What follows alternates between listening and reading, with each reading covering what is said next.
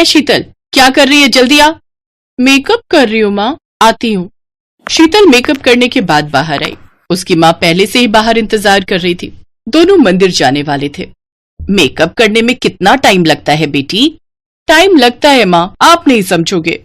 हाँ हाँ, मैं तो बुढ़ी हो गई हूँ, मैं कैसे समझूंगी।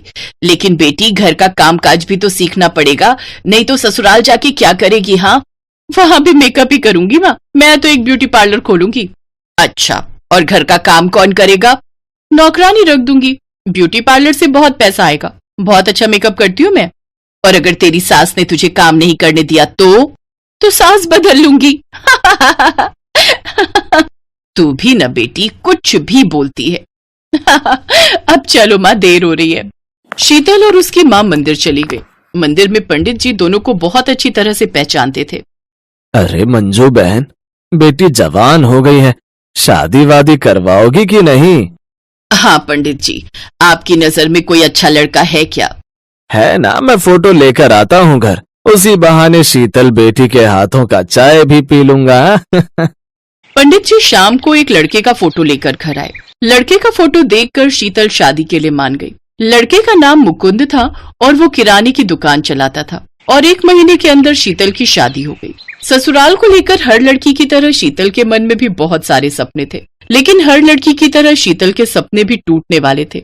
शीतल की सास का नाम बिमला था और वो बहुत खड़ूस थी। बिमला ने शीतल से कहा, बहू, इस घर में हम 4 लोग हैं, मैं, मेरा पति, मेरा बेटा और मेरी बेटी, तुम्हें मिलाकर 5।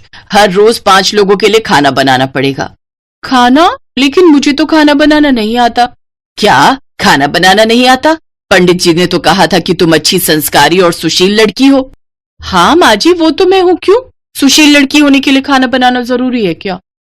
अरे अरे अरे, ये देख बेटा, तेरी बहू घर आते ही मुझसे जबान लड़ा रही है। इसे खाना बनाना भी नहीं आता। पंडित जी ने रिश्ता भेजा था, इसीलिए हमने ज्यादा पूछताछ ना करके ही शादी फाइनल कर लिया, लेकिन हमारे साथ धोखा हो गया है बेटा, धोखा हो गया है। अरे ये तो गजब बात हो गई। मैंने खाना बनाना नहीं सीखा, लेकिन मुझे कुछ और काम आता है। शीतल के ससुर ने पूछा, क्या काम आता है तुम्हें? मुझे ब्यूटी पार्लर का काम आता है। मुझे मेकअप करना बहुत अच्छा लगता है और मैं एक ब्यूटी पार्लर भी खोलना चाहती हूँ। क्या ब्यूटी पार्लर खोलना चाहती हो? हाय हाय हाय, ये कैसी बहू लाई मैं, ये तो बाहर काम पर जाना चाहती है। शीतल समझ गई कि इस घर में उसका सपना पूरा नहीं हो सकता। शाम को जब शीतल रसोई में खाना बनाने की कोशिश कर रही थी, तभी वहां उसकी ननद पल्लवी आई। भाभी लाइए, मैं आपकी मदद कर देती हूँ। अरे ननद जी, बहुत बहुत धन्यवाद, मुझसे तो ये हो ही नहीं रहा था। बस वो माँ को मत बताना, वो सुनेंगी तो मुझ पर गुस्सा करेंगी। एक बात पूछूं पल्लवी, ये तुम्हारे घर वाले मेरे ब्यूटी पार्लर में काम करने की बात सुनकर चिढ़ क्यों गए? ये सब पुराने ख्यालात के लोग हैं भाभी, आप और हम मॉडर्न हैं, हमारे ख्यालात इनसे नहीं मिलेंगे। सच बताऊं भाभी, मुझे भी ब्यूटी पार्लर खोलने का बहुत शौक है, लेकिन मुझे मेकअप नहीं आता अच्छे से। अरे वाह, चिंता मत करो, मैं सिखा दूंगी तुम्हें सब कुछ, और फिर दोनों मिलकर ब्यूटी पार्लर खोलेंगे। एक तरफ से बदसूरत लड़कियों को घुसाएंगे और दूसरी ओर से उन्हें खूबसूरत बनाकर निकालेंगे। पल्लवी शीतल के पास छुप छुप कर मेकअप का काम सीखने लगी। पल्लवी बाहर कॉलेज ट्यूशन जाती थी, उसकी काफी जान पहचान थी। एक दिन पल्लवी ने शीतल से कहा, भाभी एक शादी का काम है, करोगी? अच्छा खासा पैसा मिलेगा। हाँ हाँ, क्यों नहीं, घर पर कुछ बहाना बनाना पड़ेगा। घर पर बहाना बनाकर शीतल और पल्लवी शादी में मेकअप करने चली गईं। उन्हें अच्छा खासा पैसा मिला। लड़कियों को शीतल का काम इतना पसंद आया कि उन्होंने खुश होकर एक्स्ट्रा पैसे भी दिए। कुछ ही दिनों में मैं ब्यूटी पार्लर खोलूंगी, आ जाना सभी। इसी तरह शीतल छुप छुप कर शादियों में मेकअप का काम करने लगी। धीरे धीरे पैसा जमा करके उसने एक छोटा सा ब्यूटी पार्लर खरीद भी लिया।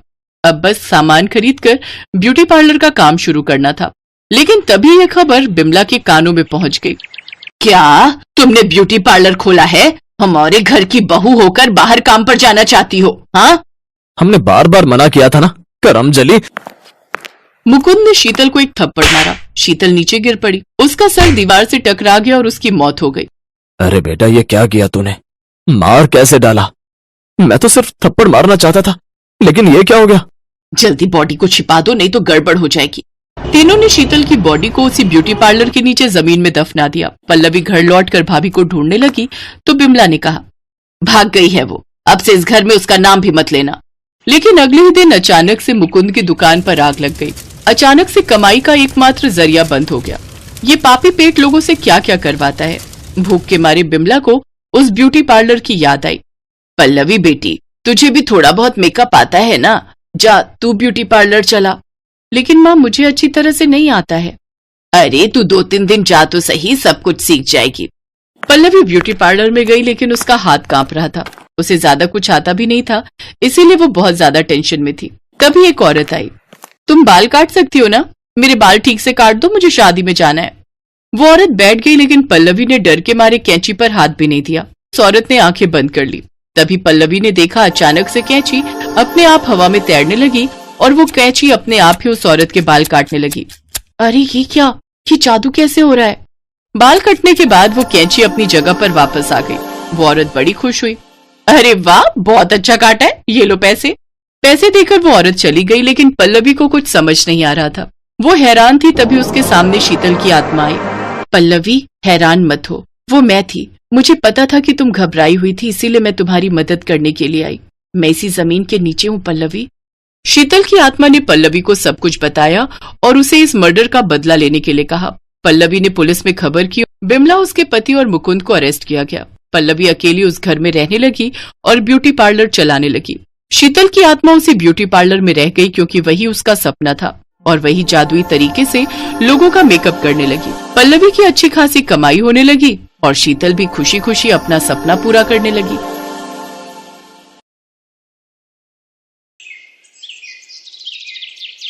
कोमल के चेहरे पर बचपन से ही काले धब्बे थे, इसलिए सब उससे नफरत करते थे। देखा तुमने, इतना अच्छा रिश्ता हाथ से निकल गया। जो भी आता है इसका चेहरा देखकर रिश्ता मना करके चला जाता है। पता नहीं कितनी बदसूरत है तुम्हारी बहन। इसी बात का तो रोना है मधु। इसकी वजह से मेरी भी समाज में बहुत बदनामी हो रही है। उम्र बढ़ती जा रही है।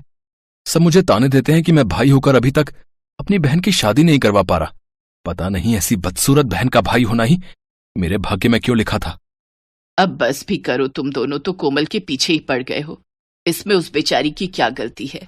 जब ये पैदा हुई थी तभी से इसके चेहरे पर यह निशान है। पर मेरी बेटी लाखों में एक है। कितनी गुणवती है, पूछो जरा मधु से। घर के सारे काम करके ये देती है, बाजार से सामान लाना, बनाना, सबकी देखभाल करना। अगर कोमल ना हो तो इस घर का क्या हाल हो, ये तुम नहीं जानते। माँ, भैया भाभी ठीक ही तो कह रहे हैं। मेरी वजह से इन्हें कितनी बातें सुनने को मिलती हैं। काश मैं पैदा होते ही मर जाती तो आज आप सब पर इतने दुख ना आते। कोमल, मेरी बच्ची, आज बोल दिया, आगे से ऐसा मत बोलना।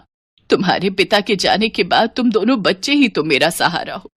रमेश, अपनी बहन को गलत मत बोल। अगर उसे कुछ हो गया तो मैं तुझे कभी माफ नहीं करूंगी।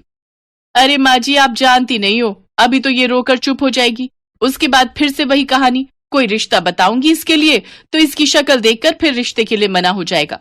अब सारी जिंदगी इसको हम घर पर थोड़ी रख सकते हैं, हमें भी अपना परिवार बनाना है। लोग तो बातें बनाएंगे ना कि कुमारी लड़की को घर पर बिठा रखा है। अपने भैया भाभी की बात सुनकर कोमल रोती हुई घर से बाहर चली गई और सड़क किनारे बैठ गई। कुछ देर तक कोमल ऐसे ही रोती रही। उसके बाद घर आई और उसने किसी से कुछ नहीं कहा, चुपचाप घर के काम किए और सो गई। अगले दिन जब कोमल सोकर उठी तो उसने देखा उसके कमरे की दीवार पर लगा हुआ शीशा गायब है। उसने बाहर जाकर अपनी माँ और भाभी से पूछा। माँ जी से पूछने की कोई जरूरत नहीं है, तेरे कमरे का शीशा मैंने ही लिया है। मेरा शीशा टूट गया था, इसलिए मैंने तेरे कमरे का शीशा उतार कर लगा लिया। वैसे भी तुझे अपना चेहरा देखने की कोई जरूरत नहीं है। तू देखने में इतनी बदसूरत है कि तेरे चेहरे में देखने लायक कुछ भी नहीं है। मधु, ये जो तुम्हारा व्यवहार है ना, बिल्कुल भी ठीक नहीं है। कोमल फिर से एक बार उदास हो जाती है। उसे अपने लिए बहुत दुख होता है। कोमल, तू मन छोटा मत कर। तू एक काम कर, तू बाजार से नया शीशा खरीद ला। फिर कहीं आना जाना होता है तो घर में और शीशा नहीं है। कोमल अपनी माँ से पैसे लेकर नया शीशा खरीदने के लिए चली जाती है। तभी एक बूढ़ी औरत भूखी प्यासी कोमल से कुछ खाने के लिए मांगती है। बेटी, कुछ पैसों की मदद कर दो, मेरा पोता बहुत बीमार है। घर में खाने के लिए कुछ भी नहीं है। मेरी बहू मेरी राह देख रही होगी, किसी ने भी मेरी मदद नहीं की। मेरी थोड़ी सी मदद कर दो बेटी, भगवान तुम्हारा भला करेंगे।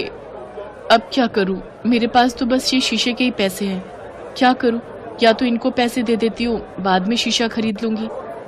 मदद कर दो बेटी, तुम्हें बहुत दुआएं मिलेंगी।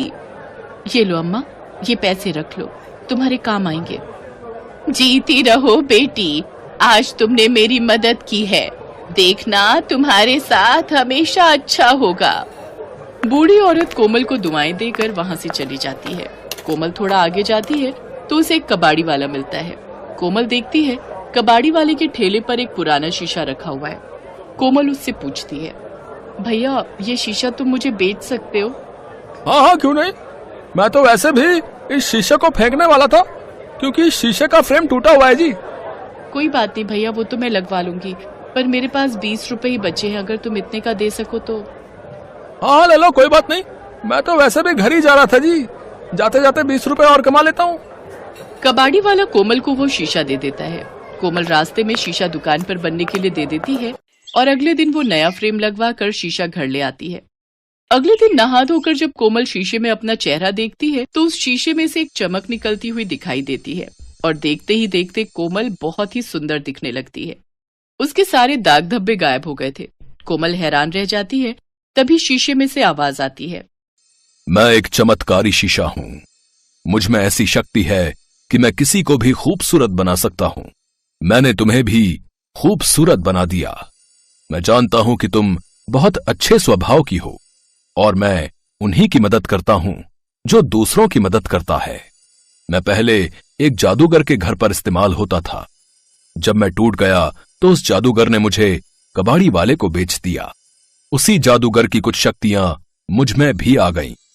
और जब मैंने देखा कि तुम अपने रूप को लेकर बहुत दुखी हो तो मैंने तुम्हें खूबसूरत बना दिया। हाँ, मैं तो सचमुच बहुत सुंदर हो गई हूँ।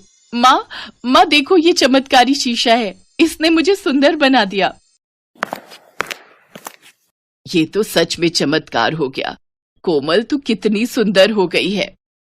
अच्छा, तो ये चमत्कारी शीशा है। वाह कोमल, तेरी तो किस्मत ही बदल गई, तू तो बहुत सुंदर हो गई। चलो अच्छा है, अब इसके लिए अच्छे घर के रिश्ते भी मिल जाएंगे। हाँ, ये तूने सही बात कही। अब हम कोमल के लिए कोई अच्छा रिश्ता ढूंढ लेंगे। एक दिन कोमल को बहुत बड़े घर का रिश्ता मिल गया। वो लोग बहुत पैसे वाले थे। लड़के की माँ अपने बेटे और बेटी के साथ कोमल को देखने के लिए पहुंची। लड़के ने कोमल को देखते ही पसंद कर लिया और दोनों के रिश्ते की बात हो गई। हमें आपकी कोमल बहुत पसंद है। वैसे तो हम अपनी गरिमा की शादी पहले करना चाहते थे, पर गरिमा के चेहरे पर यह निशान है जिसे देखकर कोई भी लड़का रिश्ते के लिए हाँ नहीं कहता है। इसी कारण हम अपने बेटे की शादी पहले कर रहे हैं। आप चिंता मत कीजिए, मेरे पास एक चमत्कारी शीशा है जिसमें देखने से गरिमा बहुत सुंदर हो जाएगी। आओ गरिमा, मेरे साथ आओ। कोमल गरिमा को अपने साथ कमरे में ले जाती है और उसे शीशे में देखने के लिए कहती है। गरिमा जैसे ही शीशे में देखती है वो बहुत सुंदर हो जाती है। सब लोग बहुत खुश होते हैं कि गरिमा कितनी सुंदर हो गई। कोमल की शादी पक्की हो जाती है। शादी का दिन नजदीक आ जाता है। कोमल का रिश्ता इतने बड़े घर में जुड़ता देख उसकी भाभी ईर्ष्या से भर जाती है और उस शीशे को जानबूझकर तोड़ देती है। शीशा टूटते ही कोमल फिर से अपने रूप में आ जाती है। पर यह क्या, कोमल के साथ साथ मधु भी बदसूरत हो जाती है और उसके चेहरे पर दाग धब्बे हो जाते हैं। मधु घबरा जाती है। ये मुझे क्या हुआ? मेरा रूप रंग कहाँ गया? मैं बदसूरत कैसे हो गई? मैं तो कोमल से भी ज्यादा बदसूरत हो गई। ये सब तेरी करनी का फल है। तूने जानबूझकर वो शीशा तोड़ा है ना, इसीलिए तुझे उसकी सजा मिली है। मेरी बेटी की आज शादी है और तूने मेरी बेटी की शादी तोड़वाने के लिए इस शीशे को तोड़ दिया। तू इतना ईर्ष्या से भर गई। मधु माँ ठीक कह रही है। मैं तो चाहता था कि कोमल की शादी हो जाए। मैं बहुत खुश था, पर तुमने तो सारी हदें ही पार कर दी। तुमने उस शीशे को तोड़ दिया जिसकी वजह से मेरी बहन सुंदर बनी थी। जादुई शीशा, भले ही तुम्हारे टुकड़े हो गए हैं, पर मैं जानती हूँ कि तुम मुझे सुन सकते हो। मेरी भाभी को ठीक कर दो। हाँ, मैं तुम्हें सुन सकता हूँ। मेरा जादू खत्म होने से पहले मैं तुम्हारी भाभी को ठीक कर सकता हूँ, पर इसके लिए तुम्हें अपनी सुंदरता का बलिदान देना होगा। अगर तुम्हारी भाभी सुंदर हुई तो तुम्हें हमेशा के लिए अपने इसी रूप में रहना होगा जिसमें तुम पहले थी। बोलो, तुम्हें मंजूर है? हाँ, आप मेरी भाभी को ठीक कर दो। मैं पहले जैसी ही ठीक हूँ। मेरी किस्मत में जो लिखा होगा वो मुझे मिल जाएगा, पर मेरी भाभी को इतनी बड़ी सजा मत दो। कोमल की बातें सुनकर मधु की आंखों में आंसू आ जाते हैं। जादुई शीशा मधु को ठीक कर देता है, पर कोमल अपने पहले वाले रूप में ही रहती है। मधु को अपनी गलती का एहसास हो चुका था, पर अब डर था कि कहीं कोमल के ससुराल वाले उसे इस रूप में देखकर शादी के लिए मना न कर दे, पर ऐसा नहीं था।